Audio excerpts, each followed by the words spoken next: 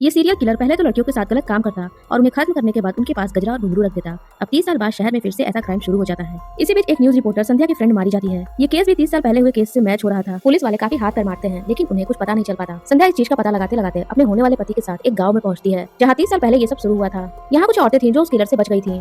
वो अपनी कहानी इसे बताती है और कहती है कि उस वक्त पुलिस वालों ने हमारी कोई मदद नहीं की। संध्या सारी जानकारी लेकर पुलिस के पास आती है और यहाँ पता चलता है कि 30 साल पहले जो वहाँ का कमिश्नर था वो आज इस शहर का कमिश्नर है। इसी ने उन लोगों की बातें नहीं सुनी थी। इसी बात पर ऊपर से ऑर्डर आता है और इसका ट्रांसफर करा दिया जाता है। ये संध्या पर काफी गुस्सा था। एक रात कातिल संध्या को कॉल करके कहता है कि मैं एक और लड़की को निपटाने वाला हूँ, अगर तुम मुझे पकड़ सकती हो तो पकड़ लो।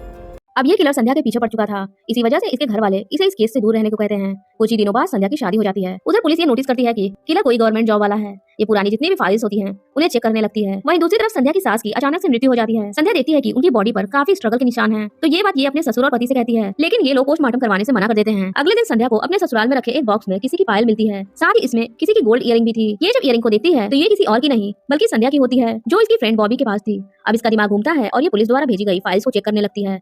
इधर पुलिस वाले भी जान चुके थे कि किलर कौन है। रात में संध्या अपने ससुर के लिए खाना लेकर आई थी जहाँ इसका ससुर इस पर अटैक कर देता है। यानी कि किलर कोई और नहीं बल्कि संध्या का ससुर ही था। संध्या इसे लड़ती है और तभी यहाँ पुलिस आ जाती है। जब पुलिस वाले इन सारे कांड के बारे में इससे पूछते हैं तो ये अपनी असली कहानी बताता है जिसे सुनकर सभी हैरान हो जाते हैं। ये बताता है कि मेरी चाची बहुत अच्छी थी, वो काफी सुंदर थी लेकिन उनकी नीयत मुझ पे खराब थी। घर पर जब कोई नहीं होता तो वो मेरे नजदीक आने की कोशिश करती। उसे मोगरे का गजरा काफी पसंद था। एक दिन उसने मेरे साथ जबरदस्ती करनी चाहिए। इसी बीच चाचा घर पर आ गए और सारी चीजें देख ली। चाची ने खुद को बचाने के लिए सारा इल्जाम मुझ पे डाल दिया और चाचा गुस्से में मुझे मारने लगे। इस चीज से मुझे काफी गुस्सा आया और मैंने पहले तो चाचा को मारा, उसके बाद चाची को निपटा दिया।